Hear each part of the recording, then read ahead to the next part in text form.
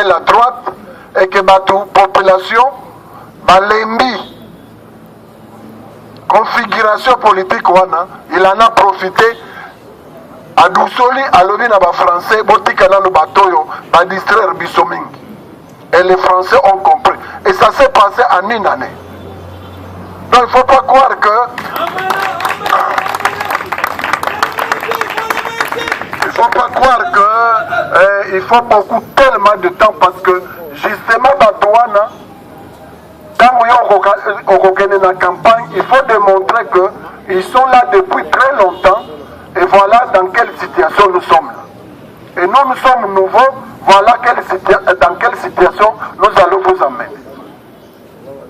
Donc nous, au moins, nous avons un discours, nous avons un discours à Tamokot. Voilà.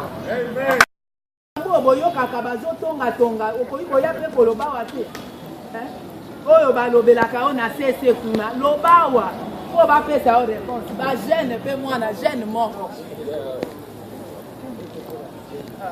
tous wana no jeune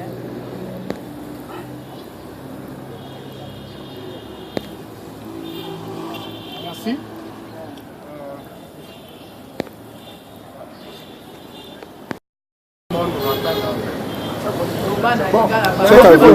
On va poser question. C'est ça que je fais bowling ici. Mais on a posé question à Lingala pour que maintenant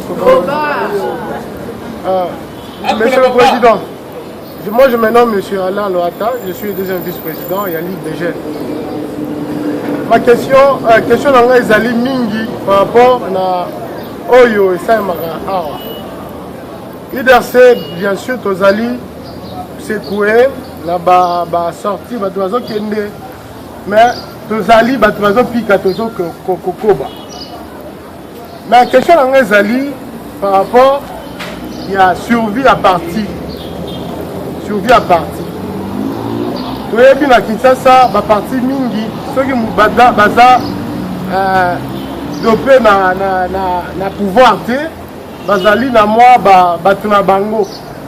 Si na plateforme na bango, réseau na bango. Si ko biso tozo salanzela, il y a biso moko. Nanzela wana. Toko sala ndenge nini na moyen nini. Ya liboso, ya mibale. Est-ce que jusque là, tu sali presque une année dans quelques jours? Na une année tu sali. Évolution, il y a IDRC na Libanda et Zandenge nini. Parce que c'est très important pour que tant que le bac intérieur, le bac congolais belé avant l'appel Libanda. Et puis tu as besoin de rapport na bango pour la survie na développement parti na. Bato mingi bazoko banga mingi quand tango na yoki lek na biso azoloba makambo ya servi. Alobi makambo ya batu ya non, d'abord, makambo ya talimbongo, bien que alobi penza te. Mais crainte na ye ezali tokozana mbongo wapi. D'abord la première crainte. Tango tozoloba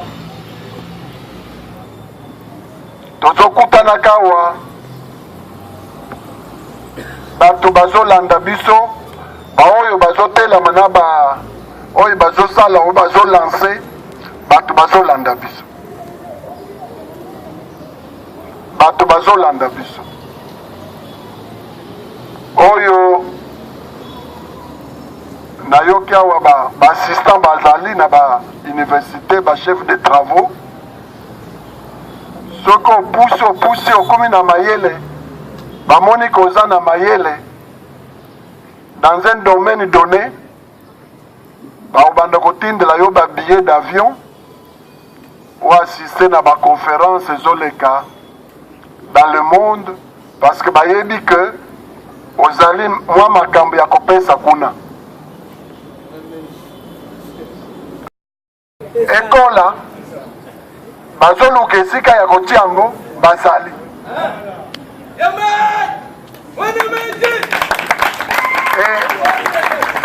c'est comme ça que vous verrez, même ndenge tosala kaba regroupement ici, tout ça, la gango pamba. Amen, amen. Parce qu'à la fin, bazoto na biso, quand les mêmes gens vont diaboliser biso, c'est quoi yon nom? Est-ce que tu as sanganate? Est-ce qu'on sent la boyauté? Alors, mais biso, tu as dit que.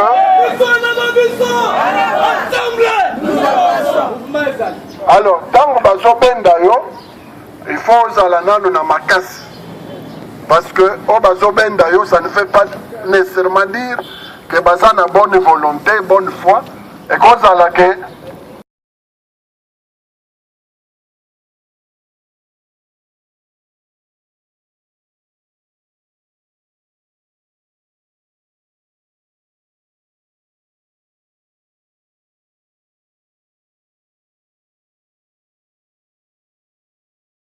même chose pour tout, même à l'extérieur. J'ai été à l'extérieur pour les comptes de l'UDPS. Vous n'avez pas à aller crier là-bas que voilà Ngandaye. Non. Parce que Bamon Balandaka Awa. Oh, ils ont ça là-bas.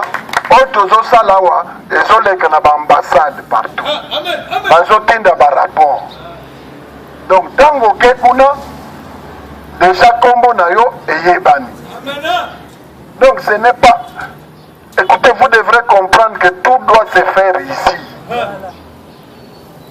Et c'est pourquoi d'ailleurs, nous demandons que journée où il y a le 17, tous à la ébélé. C'est très important, c'est alors en ce moment-là qu'on répondra à tes préoccupations. Amen, Merci. amen, amen.